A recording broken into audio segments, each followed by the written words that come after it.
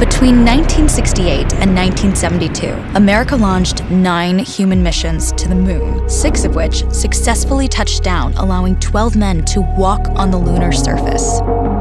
NASA's next chapter of lunar exploration, called Artemis, has the task of not just going to the moon to create a long-term human presence on and around it, but also to prepare for ever more complex human missions to Mars. In short, everything we must be able to do here, we must first do here. So, what will an Artemis mission look like?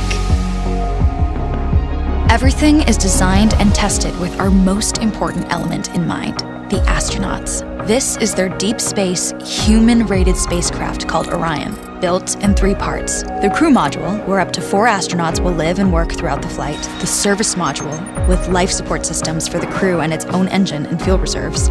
And a launch abort system, with engines capable of pulling the crew module to safety during launch should anything go wrong. To accomplish the task of launching our crew and heavy payloads, NASA is building the Space Launch System, comprising of a cargo hold, an exploration upper stage, a massive core stage, and 2 extended solid rocket boosters. Altogether, this is the world's most powerful rocket, and it exceeds the legendary Saturn V of the Apollo era in numerous ways. Sitting on the launch pad, the entire rocket, fully fueled, weighs just over 6 million pounds, 5.2 million of which is just the fuel. Once ignited, there is no stopping what comes next. All 4 RS-25 engines and the 2 solid rocket boosters come to life, thundering our crew upwards. 2 minutes after ignition, the solid rocket boosters are spent and released. 8 minutes after launch, the core stage is depleted and separated. The upper stage fires briefly, placing Orion into a parking orbit around the Earth. Here, the crew reconfigure the spacecraft and check systems to confirm everything is ready for deep space travel. With a go from mission control, the crew reignite the exploration upper stage engines to leave Earth entirely. The exact timing of this maneuver is critical to reach a speed that can escape Earth's gravitational pull, but also put Orion on a course that will intersect the moon days later. Once this burn is complete, the upper stage of the SLS is jettisoned and the crew aboard Orion coast for several days toward all that awaits them at the moon. Approaching the moon, we see the fundamental differences between Artemis and Apollo. Instead of requiring Orion to serve as an expendable lunar command module or to carry a constrained lunar lander, the Artemis missions will take advantage of a different approach: pre-staging. Everything needed for lunar missions will be positioned in advance by commercial and international partners. This includes rovers, science experiments, and human-rated systems on the surface. But it also includes a dedicated lunar station in orbit around the moon called Gateway. Here at this station, we can pre-stage a robust lunar lander and establish a strong communications relay.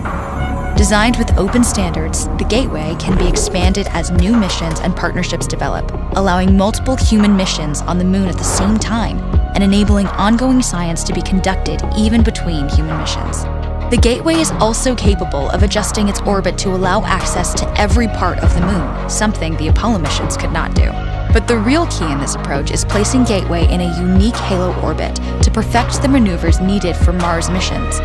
And with the growing list of commercial and international opportunities, Gateway is the ideal hub between Earth and all that lies beyond.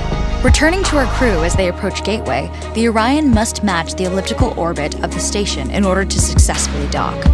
Once on board, pre-selected crew members transfer to the lunar lander, while those assigned to Gateway remain on station. The lunar lander system itself is built for 3 unique steps: descending from the halo orbit of Gateway down to a low lunar orbit, descending from low lunar orbit to the surface, and once the lunar mission is complete, launching from the surface of the moon and ascending all the way back to the orbiting Gateway.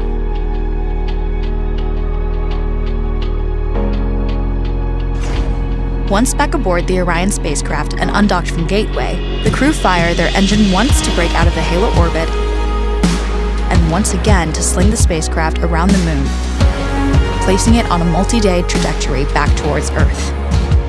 As they near the end of this journey, the service module is released, and the crew module is oriented heat shield first. Entering Earth's atmosphere at 25,000 miles per hour, the friction of air slows Orion considerably, while also subjecting it to temperatures of 5,000 degrees. With the Orion now at just 300 miles per hour, a series of parachutes uniquely tested and produced for this moment deploy, decelerating the craft to just 20 miles per hour for splashdown. With each successful mission, Artemis ushers in the next wave of men and women to explore our moon and prove that together we are ready to go beyond.